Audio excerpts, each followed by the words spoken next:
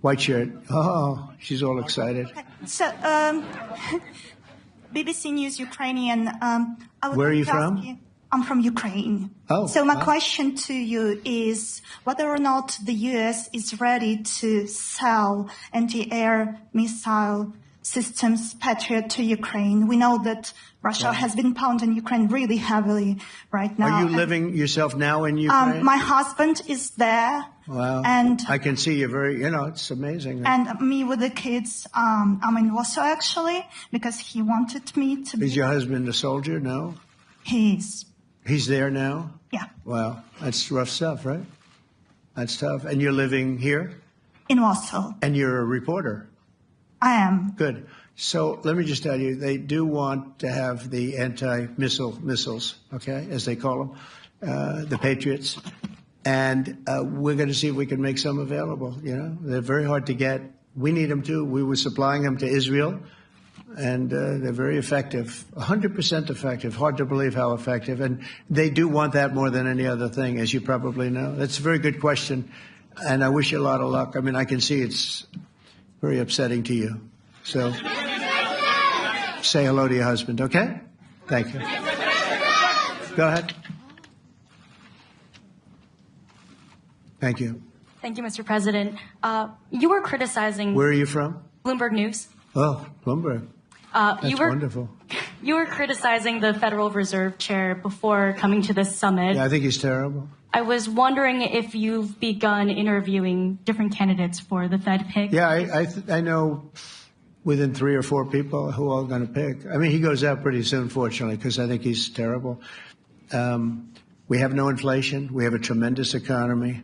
Hundreds of billions of dollars of tariff money is pouring in. Factories are being built because they don't want to pay the tariffs, so they're building them all over the country.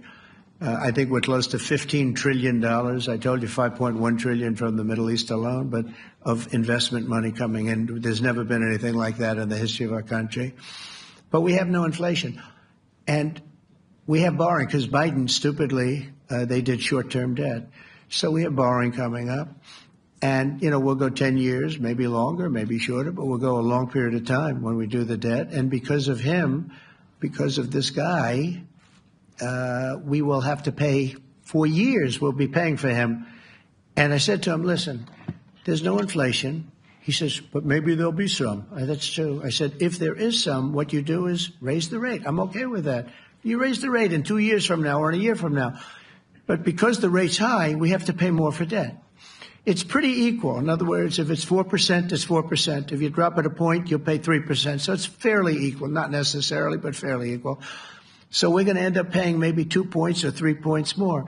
3 points would be about $900 billion a year because of this very average mentally person. He's an average mentally person. I'd say low in terms of what he does, low IQ for what he does, okay? Wait, so instead of paying $900 billion, we don't want to pay 900 just because he doesn't want to lower the rate. I said, if there's inflation in 2 years or 3 years or 1 year from now, you raise the rate and you take care of the inflation, among other things.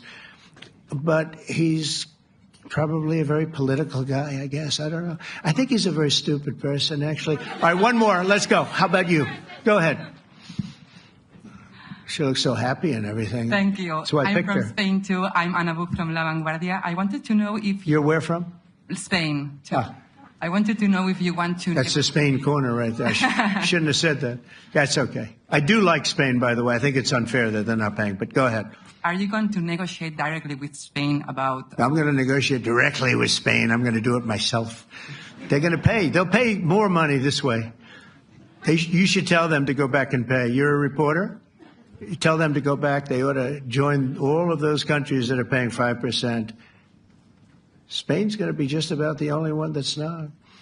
They were the most hostile toward doing it. It just doesn't make sense to me. Okay. All right, Kelly, go ahead. Here we go. There's another one. Hello, sir. Thank you We got them all today. Okay.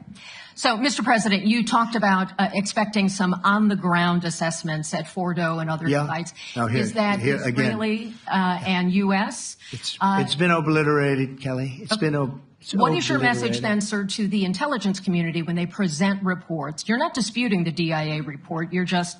They presented a report that wasn't finished. We're talking about something that took place 3 days ago. I understand that, sir. The report was done 2 days ago. Wait a minute. Yes. They didn't see it.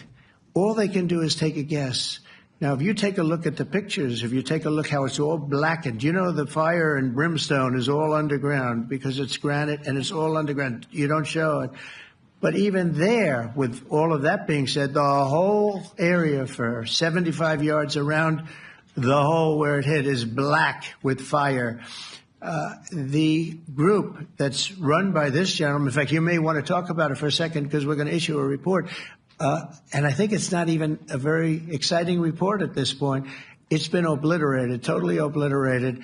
And they did a report, but it was like, if you look at the dates, it's just a few days after it happened. Sir. So they didn't see it. They said it may be very severe. Understood. Do you have a message for the intelligence community, though, in terms of unvarnished information getting to you, that it's not... I don't really have a message. I would say issue the report when you know what happened.